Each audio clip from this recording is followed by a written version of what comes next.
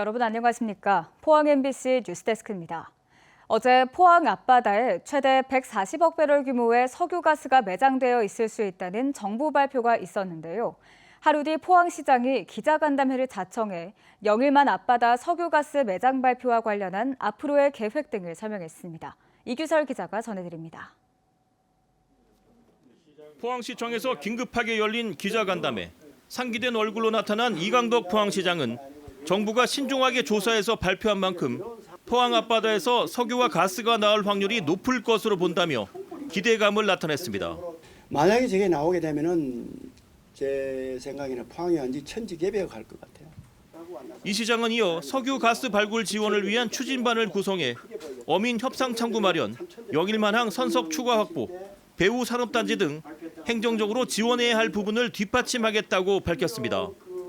석유는 포항 앞바다에서 뽑아내고 실속은 정유시설이 있는 울산이 챙기는 것 아니냐는 질문에는 현재 울산의 정유시설이 포화 상태라며 대규모 추가 용량을 처리하려면 포항의 역할이 커질 수밖에 없다고 설명했습니다. 저게 상상도 못한 그런 장비 뭐 하는 거 하고 이런 게 입출항하는 거 하고 엄청날 거거든요. 결국은 우리가 석유, 가스 생산, 비축, 뭐 정유할 수 있는 그런 그 제반 시설들 중에 상당 부분 중요한 부분이나 또 여러 가지 부분을 우리가 차지 안 할 수가 없어요. 이어 석유와 가스가 개발된다면 포항은 물론 대구 경북 전체에 미치는 파급력이 매우 클 것이라고 전망했습니다. 토지 개발 여러 가지 문제라든지 한동대 앞에 뭐 기업 혁신 파크 하는 문제라든지 각종 뭐 로봇 사업하는 거라든지 우리 또 포스텍에 의과대학 만드는 거라든지 등등의 완전히 급속도의 탄력을 붙일 것 같아요. 7년째 천연가스가 타고 있는 불의 정원은 포항이 우리나라에서 석유나 가스 발견 가능성이 가장 높은 지역이라는 사실을 보여줍니다. 기대를 가지고 미리 준비하는 것은 맞지만 벌써 산유국이 된 것처럼 들뜬 분위기는 가라앉힐 필요가 있어 보입니다. MBC 뉴스 이규설입니다. 국토교통부는 소형항공사의 국내선 좌석수 제한을 50석에서 80석으로 완화한다고 밝혔습니다. 또 이들 소형항공사가 등록시 내야 하는 법인 자본금 규모를 기존 15억 원 이상에서 50억 원 이상으로 확대합니다. 국토부는 2026년 개항을 목표로 건설 중인 울릉공항 등 도서 지역에 취항하는 소형항공사의 운영 부담을 덜어 공항 이용을 활성화하기 위한 조치라고 설명했습니다.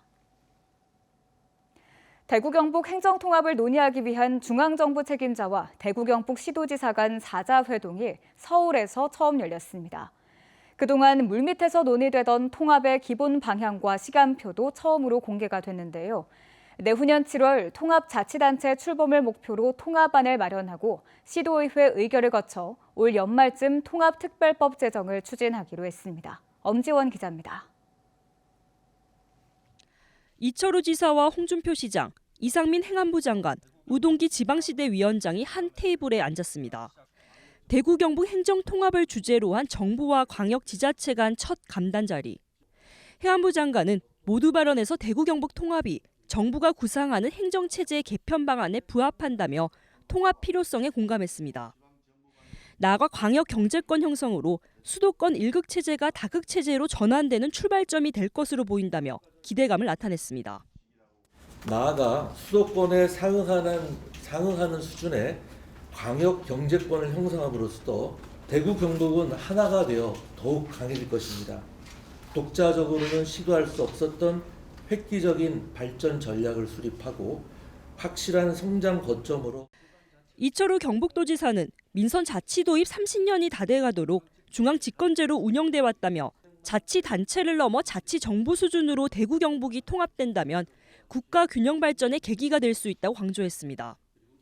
저출산 문제를 해결하고 또 지방 소멸을 막고 대한민국을 완전히 새 판을 짜는 그런 형태로 가야 됩니다. 그래서 단순히 대구 경북만 통합해서는 해결이 안 되고 중앙에 있는 권한을 많이 내놔야 됩니다. 홍준표 시장도 통합 당위성을 강조했지만 강론은 조금 달랐습니다. 행안부 통제 없이 총리실 지휘만 받는 2단계 행정체계 구상을 재차 강조한 겁니다. 대한민국은 한 100년 동안 3단계 행정체제로 이루어져 왔는데 이제는 2단계 행정체제로 전환을 할 때가 되었다고 대구 경북 통합 안을 가두로 제시하면서 지방행정체제가 전부 개편이 되는 계기로 삼았으면 좋겠습니다. 1시간가량 이어진 간담회 이후 정부와 두 지자체는 보도자료를 통해 합의 내용을 발표했습니다. 먼저 통합자치단체 출범 시기는 2년 뒤인 2026년 7월 1일로 제시했습니다. 이를 위해 대구 경북 500만 시도민이 공감할 수 있는 통합 방안을 마련한 뒤 시도의회 의결을 거친다는 계획입니다. 통합에 필요한 행정적, 재정적 지원책은 특별법 형태로 명시해 연내에 국회를 통과시키겠다는 방침도 내놨습니다. 행정안전부도 대구 경북 통합이 행정체제 개편의 선도 사례가 될 수 있도록 통합의 직간접적 비용 지원은 물론 행정 재정적 특례 방안을 검토하기 위해 범정부 통합 지원단을 구성하기로 했습니다. 경상북도는 대구 경북 행정통합 실무단에서 통합 합의안이 마련되면 두 번째 사자회동을 가질 예정이라고 덧붙였습니다. 이번 회동은 지난달 18일 홍준표 시장이 기존 입장을 바꿔 대구 경북 통합을 제안하고 이철우 지사가 이에 화답하면서 18일 만에 전격적으로 이뤄졌습니다. 대구 경북 통합을 두고 정부와 지자체가 머리를 맞댄 첫 회의에서 통합 시기와 특별법 제정 등 구체적인 시간표까지 나오면서 관련 논의에 한층 가속도가 붙을 것으로 예상됩니다. MBC 뉴스 엄지연입니다. 대구 경북 행정통합 논의에 대해 민주노총 경북본부가 성명서를 내고 과도한 속도전을 멈추라고 요구했습니다. 민주노총은 현재 대구 경북 행정통합 논의가 통합만 되면 멋진 신세계가 올 것처럼 포장하고 있다며 시도와 중앙의 정치, 행정권이 주민을 투표 거수기로 생각하지 말고 충분한 정보를 제공하고 주민 참여를 보장해야 한다고 요구했습니다. 또 지금의 행정통합 논의가 여당의 총선 참패 후 얼마 지나지 않아 재개됐고 대통령이 전폭 지원을 약속하고 있다며 보수 정치권의 국면 전환용으로 활용돼서는 안 된다고 지적했습니다. 영덕 장사해수욕장이 서핑 명소로 부상하고 있습니다. 서핑 인구가 늘면서 서핑 장소도 포항에서 영덕으로 북상하고 있는데요. 경상북도는 300억 원의 예산을 확보해서 포항과 영덕에 서핑 관련 교육시설과 편의시설을 확충하는 특화단지를 조성할 계획입니다. 김영일 기자가 보도합니다. 영덕 장사해수욕장이 동해안 서핑 명소로 알려지면서 전국의 서핑 동호인들이 몰리고 있습니다. 2km에 길게 펼쳐진 장사해수욕장은 수심이 얕고 파도가 좋아 연중 서핑이 가능한 점이 장점으로 꼽히고 있습니다. 서핑에 대한 관심이 높아지고 대구와 중부 내륙권의 접근성도 좋아지면서 지난해 만여 명의 서핑객이 이곳을 찾았습니다. 만 명 중에 한 30%, 40%가 지금 충청권에서 이리로 영덕으로 방문해 주시고 나머지는 대구, 구미, 여기 안동, 북부권에서 저희들 많이 찾아주고 있습니다. 서핑객이 늘면서 영덕구는 지역 랜드마크인 부흥 브릿지를 설치했고 15억 원을 들인 서핑 지원센터를 올해 연말 준공할 예정입니다. 또 동해안 서핑 관광 활성화를 위해 경북도와 지자체가 힘을 모아 동해안 서핑 특화단지 조성 사업도 올해 새롭게 추진하고 있습니다.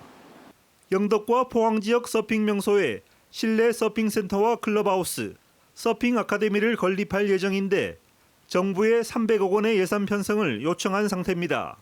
앞으로 추가적으로 실내 서핑 센터를 조성해서 사계절 전천후 서핑 메카로 키워갈 계획이며 볼파크도 조성해서 랜더 서핑을 즐길 수 있도록 경상북도와 협의해서 경북 동해안을 전국적인 서핑 명소로 만들기 위한 서핑 인프라 구축 사업이 큰 기대를 모으고 있습니다. MBC 뉴스 김형일입니다. 더불어민주당 당무위원회는 어제 박희정 포항시 의원을 포항 남구 지역위원장에 최종 인준했습니다. 지역위원장 공모에는 김상헌 전 지역위원장, 유성찬 포항환경연대 공동대표가 신청해 경쟁을 펼쳤습니다. 박희정 신임 지역위원장은 지난 2014년 더불어민주당 비례대표로 포항시 의회에 입성한 3선 의원으로 포항시 의회 자치위원장과 여성지방의원협의회 경북기초의원 대표로 활동 중입니다. 경상북도는 사업비 471억 원을 투입해 영덕 축산항에서 국도 7호선을 잇는 축산항 도곡간 도로를 7년 만에 개통했습니다. 이 도로는 연장 3.1km로 축산 터널을 뚫어 직각에 가까운 구간을 직선화했고 국도 7호선과 연결하는 램프를 설치해 축산항까지 접근성을 높였습니다. 경상북도는 이와 함께 축산항에서 강구항 구간을 잇는 해안도로의 2026년 준공을 목표로 강구대교와 강구축산도로 건설도 추진하고 있습니다. 현재 수준의 초미세먼지 농도가 지속된다면 2050년에는 조기 사망자가 지금보다 3배 이상 많아질 거란 연구가 발표됐습니다. 포스텍 이형주 교수 연구팀은 초미세먼지로 인한 사망자 수를 예측한 결과 초미세먼지 농도가 최근 3년 평균 수준을 유지하는 경우 2050년 예상 조기 사망자 수는 현재 3배가 넘는 약 11만 명에 이를 것이라고 밝혔습니다.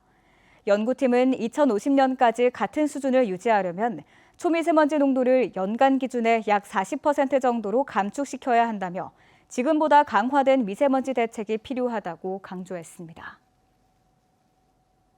2025학년도 대학 수학능력 시험을 앞두고 한국교육과정평가원이 주관한 올해 첫 모의평가가 경북에서도 일제히 치러졌습니다. 이번 모의평가에는 경북도 내 139개 학교와 5개 학원에서 17,000여 명이 응시했습니다. 평가원은 고난도 문항 이른바 킬러 문항을 배제하고 변별력을 확보할 수 있도록 적정 난이도의 문항을 고르게 출제했다고 밝혔습니다.